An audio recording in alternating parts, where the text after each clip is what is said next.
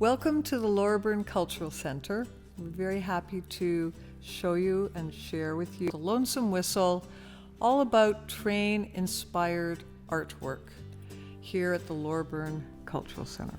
I first got the idea, I guess, for this particular project, which I think I should note is I'm hoping will be an ongoing project, which we might do annually or semi-annually. But nevertheless, I was sitting on the front porch of the church and watching the train action across the street, and I started thinking, how could we honor the important part that the train has played in the development of the West and in Canada in general. And of course I started thinking about this Hank Williams tune, the Lonesome Whistle Blues, and it sort of haunted me for a while, and then collectively, Carol and I and my cousin Barry Heath, who's a co-director here at the Cultural Center, came up with this idea of honoring the train. And Barry's part in it is a installation that has been ongoing in the lower portions of the center and which will continue to develop over the years. The artwork has been produced by over 55 artists. We have 111 pieces from coast to coast of Canada, many of whom live in Loreburn, in Elbow, and quite a few Quebec artists, as well as Alberta and British Columbia. We also have work that's international, artists from Mexico, India, United States, and Germany. So we're very happy to present all different styles of painting, drawing, printmaking, photography, sculpture, and the installation of the model train downstairs featuring Stan's mural. When I first broached the idea of train-inspired art, many artists to whom I spoke would say, oh, I don't do anything relevant to trains, or I haven't painted or made pictures about trains. But when I questioned them further and said, you don't have to make it about the train, it more is about how you have been influenced, or maybe a dream you had, or some thought to that effect. And it's amazing how quickly people came forth with ideas that were specific to their childhood or memories that they had about trains haunting them perhaps at night. I was wanting to describe the one by Sheila Watson, who's a painter I've known for many years. And when I broached the subject with her, she said, well, I don't participate, I don't do train-related stuff. But then a few seconds later, she came forth with this story about waiting on the platform for her grandmother to arrive from New Brunswick, which she did every summer. And based on that, Sheila went home and painted this very haunting, surreal painting, in my estimation, that is stronger than realism. It sort of tells the story in an almost dreamlike quality. We also have a piece that's on the stage of the submitted by a Quebec artist, and her name is Elizabeth Wally, and she had planned to do a camping trip across Canada from Quebec to Saskatchewan, stopping at various grain elevators in the West and mapping them and doing little paintings of them. And once she realized that she couldn't travel with COVID, she did a lot of research and worked in her studio during the winter and came up with this map and photos as well as drawings of grain elevators that she had hoped to visit.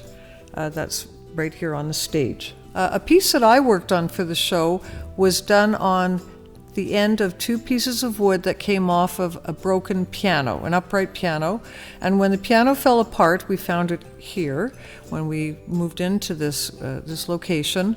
The wood had beautiful textures, and it was starting to peel and rot, and I decided to turn it into a diptych of two horizontal panels with stains of color and bas-relief little toys and pieces of etchings and artifacts that I'd collected, depicting our journey from Calgary, where we live, to Loreburn, Saskatchewan, through the prairies and the Badlands. Perhaps the one from Luis Perez, who's a friend with whom I've associated for many years, and with whom I've done a number of projects. He is Guatemalan and has been living now in Canada for something approaching 30 years.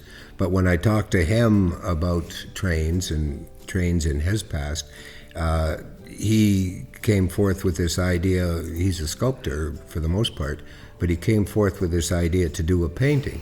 And so he labored on this painting for the better part of a year, and sent it to us. It was, to me, it's the most astounding piece. It has some of his symbolism, his First Nations symbolism, incorporated into an illusion that is as far as more sort of, how would we say, sort of conventional landscape with a train interjected into it.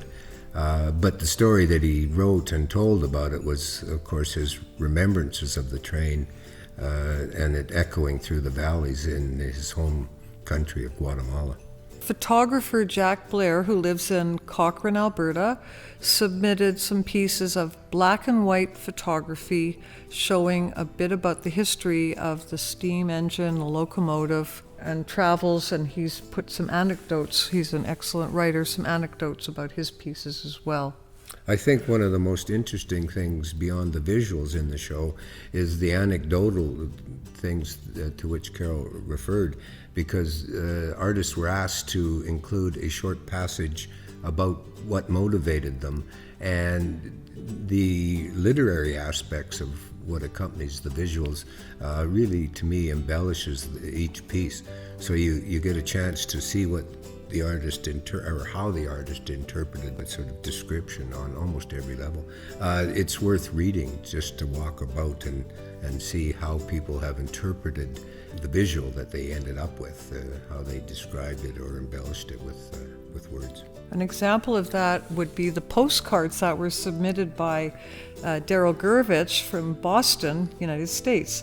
He wrote a very interesting description about these antique postcards that he found with train stamps that he also found in a post office in Boston.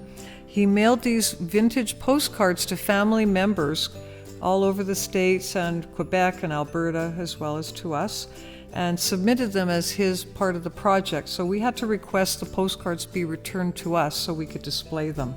Yeah, that project worked really, really well, I think, because it just sort of... She's a young girl who, well, young now, I suppose she's in her mid-30s, but nevertheless, we taught her since she was a young student, about 6 or 7 years old, and so we've watched her develop artistically for several decades. And so she's now living in California and finished her law degree recently.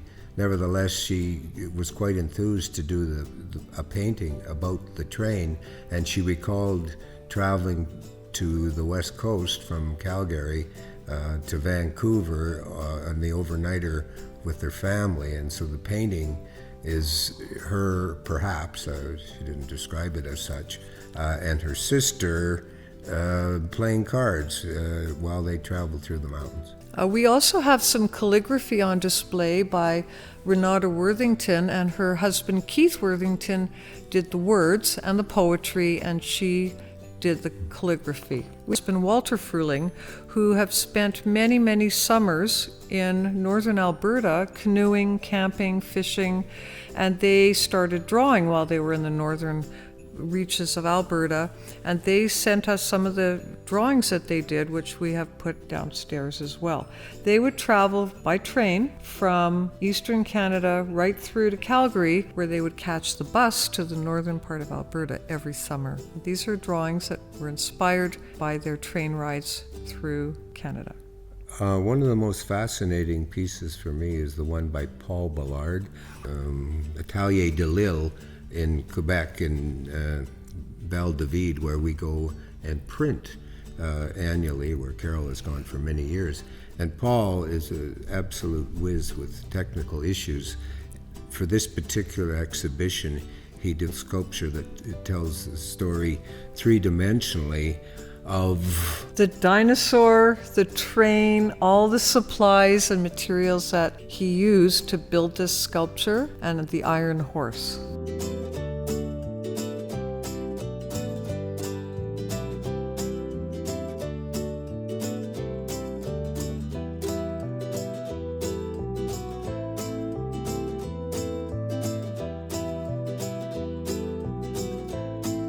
Hey, my name's Barry Heath, and I'm also the owner of the church along with my cousins from Calgary. I was born in Sutherland, which is now part of Saskatoon, and my dad was initially a railroader and my grandpa was a boilermaker for the CPR in the Sutherland rail yards. And it seemed in those days, in 1946 when I was born, almost everybody was involved in the railroad. And like most kids, I got a train set for Christmas when I was about 10. My brother got one when he was about 10, and I never thought much about railroading until I guess I was about 40 years old and moved back to Saskatoon and wanted to get involved in the hobby. And initially I was doing what's called HO scale, where the track is about an inch wide, very popular scale. And then I discovered this what's called G scale, or garden railway, and initially I was going to put the railway in my yard at the house here in Loreburn. And with the leaves and the birds and the winds and everything else, it seemed like it was going to be impossible to enjoy something like that. So when I bought the church, decided to divide the basement in half and bring it indoors so it could be used year-round and I wouldn't have to worry about rain and snow and all the other things that I'd mentioned earlier.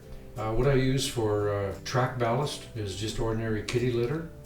It seems to fit the scale properly, and for ground cover I use lichen that I've picked up north of Prince Albert, and I use a RIT dye to dye it in different colors and a glycerin compound. It keeps it soft and pliable. And for the grass, whenever I cut wood to make railroad ties, I save the sawdust, and I use various RIT dyes of various green colors to dye the sawdust, and I sprinkle it around on the layout. And also the trees that I'm building, some of the trees are just dead trees. I've used twigs off of trees in the churchyard here. And if I want to make a tree that's alive, then I'll just glue RIT dyed green stained lichen to the tree stem itself, and then to bush it out a bit and make it look more realistic. And that's kind of it. What my proposal is to get people interested in this layout so that we might be able to form a club someday. So 2 or 3 guys could be down here at a time, maybe 4 maximum, running trains and doing switching operations and that sort of thing. And maybe helping out with building some trees or whatever they decide they might want to do. And that's the hobby for me.